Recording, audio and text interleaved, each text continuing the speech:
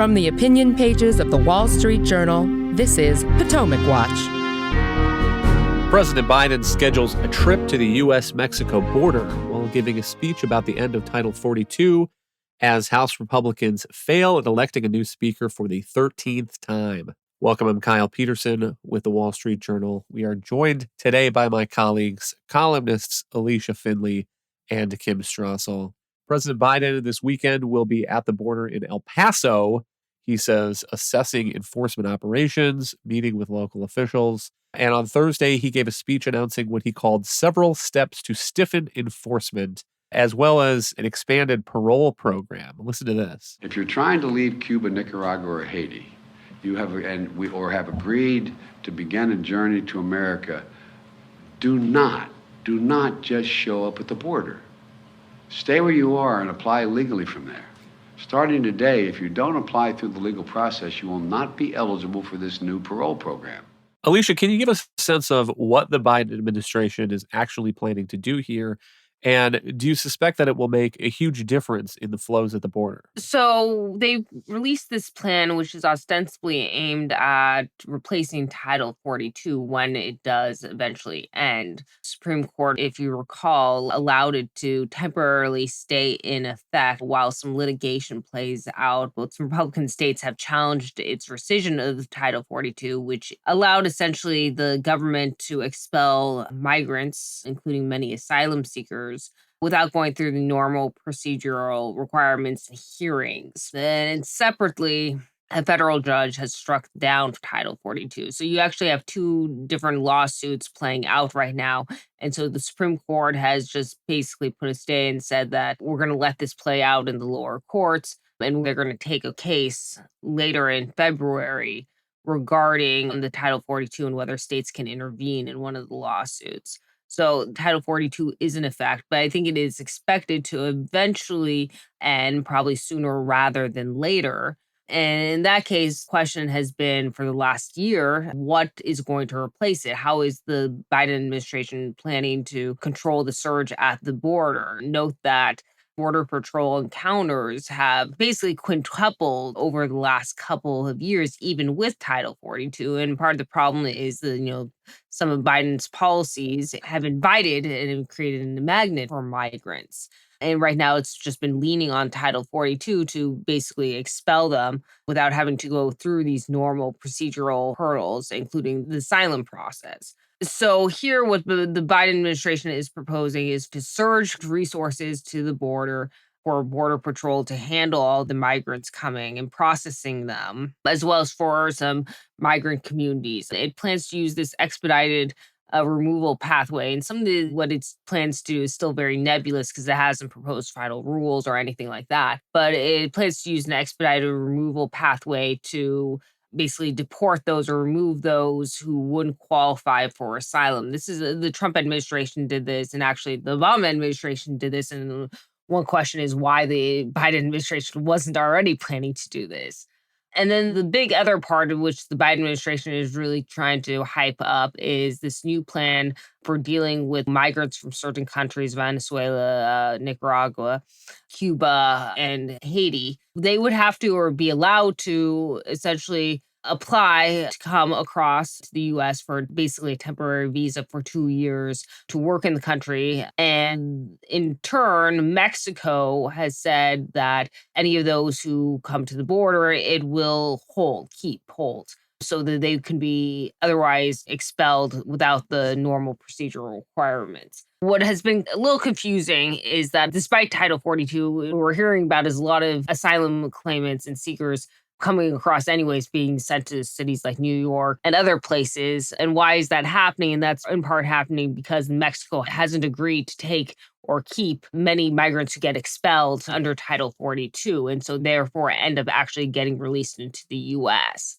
I'm a little skeptical that any of this is actually going to staunch the tide. I mean, maybe at the margins, the latter, proposal or the plan to allow people to apply legally to come here and get work authorizations, and it would be an improvement over the status quo. There's still going to be a tremendous draw so long as you have a huge labor shortage in the U.S. and still many limits on who can come here to work through the visa H-2As and H-2Bs for seasonal farm workers and other seasonal guest workers. And we need more of these workers. We desperately need, I mean, there are 10.4 million job openings in the economy. And yet the seasonal workforce is really capped around 66,000 a year. And they're clearly not meeting the demand on either ends for the employers or for people who want to come here to work. So, I mean, that is really the nub of the problem. Second is actually it's too easy to claim asylum, and people know that, and it's being abused. And the Biden proposal does nothing to change the standard for getting across the credible fear test. So once you basically claim or show that you have a credible fear of being persecuted in your home country for various reasons, including part of a political group or social group, then you can basically get in and get released into the US. Nothing he's proposing would change the asylum process. And I think that that's going to be a key barrier, or key impediment to actually staunching the inflow of migrants. This parole program that the Biden administration set up is supposed to work is that you stay in your home country, and in order to get into the US, you need a lawful sponsor here.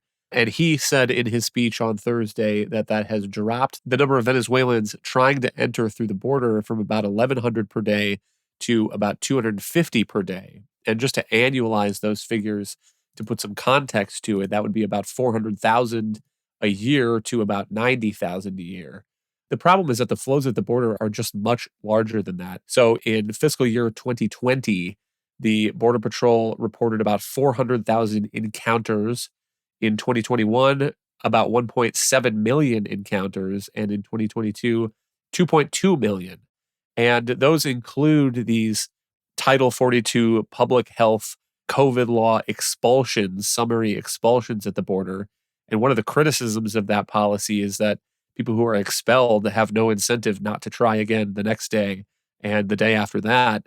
But Kim, if these policies expanding this parole process to Cuba and Nicaragua and Haiti can help lower the flows, maybe that is a good move, but I don't think it will lower the flows enough to stop all of this conversation we're having about the border crisis. Right. You know, one thing that was interesting to me when the president announced this program is that this is exactly what Republicans attempted to do back in legislation in 2019 when Donald Trump was still president. And I remember the wails among Democrats and other people in the media saying that it was cruel. You shouldn't force people to stay in their home countries to apply because if they were facing an immediate credible threat, their lives would be in danger. How could you make them go through this paperwork, etc.? And by the way, that never really came into effect. And this is a little bit different in that the Republican plan was to set up these processing centers across a lot of Central America to apply for existing asylum slots, whereas this seems to be a new parole program that's in addition or in some way beyond what we have now. So I guess it is a little different, but just interesting to me the way that the political tides change depending on who is in office and who's making these suggestions. But yeah, I mean, it could help some. Okay. And look, the fact that anyone is attempting to do anything is better than what has been going on up until now. But we're going to also have to look, as Alicia said, at a lot of other changes to things too, to really get the surge under control. And that is probably going to have to involve Congress in some way and a change, again, to this definition of what counts as credible fear. We've had this discussion for a long time about our asylum policies and how loose that language is and how many people can potentially claim that because it's so nebulous and vague. And there is some work to be done by Congress and others in the administration to think through a standard that would actually make it more difficult and thereby send the message that you are not going to get an automatic walkthrough into the country. The other thing President Biden did was blame Republicans for the border problems. He said congressional Republicans have refused to consider my comprehensive plan. They rejected my request for an additional $3.5 billion to secure the border and funds for 2,000 new asylum personnel and 100 new immigration judges so people don't have to wait years to get their claims adjudicated, which they have a right to make a claim legally. Alicia, I wonder if you could talk a little bit about that. Was the comprehensive immigration proposal that President Biden unveiled, was that a real push at a good faith legislative effort? Or what are the reasons that Republicans have decided not to hop aboard that? So I think it's a non-starter that one part of his proposal would have allowed or provided a pathway to citizenship for the 11 million undocumented immigrants that are already here, and basically provided immediate citizenship to the Dreamers. That's dead on arrival in Congress. And a lot of the rest of his plan basically hinged on that. I mean, this was a poison pill. And the other issue, and he talks about, well, I proposed this funding. Well, a lot of the funding, he wasn't really proposing funding for border control. He was proposing basically humanitarian assistance or funding to help the Health and Human Services Department, which is actually managing a lot of the cases at the border to deal with the surge. So this actually wouldn't have gone, a lot of the money that he's alluding to actually wouldn't have gone to the Department of Homeland Security. It would have basically gone to handling the cases that are already coming across, nonprofits are trying to deal with right now. There has been a restrictionist element on the right that has been resistant to any kind of compromise. And we saw that during the Trump administration when they tried to, or the Republicans and Democrats tried to forge some kind of compromise on the Dreamers to allow and these were the young adults who were brought into the U.S. illegally when they were children, to allow them to stay and give them some kind of legalization, permanent legal status in return to some, bolstered border security or money for his border wall. And again, this deal ended up falling apart because fringe elements on the left and right who don't want to compromise. President Biden is in a perfect spot to kind of negotiate a compromise in Congress if he wanted to, but he has put forth absolutely no political capital into doing so. And we saw that Kirsten Sinema and Tom Tillis to attach some kind of a compromise for the Dreamers and increase border security to the omnibus. And it really never got off the ground because the Biden administration, the White House officials didn't get behind it.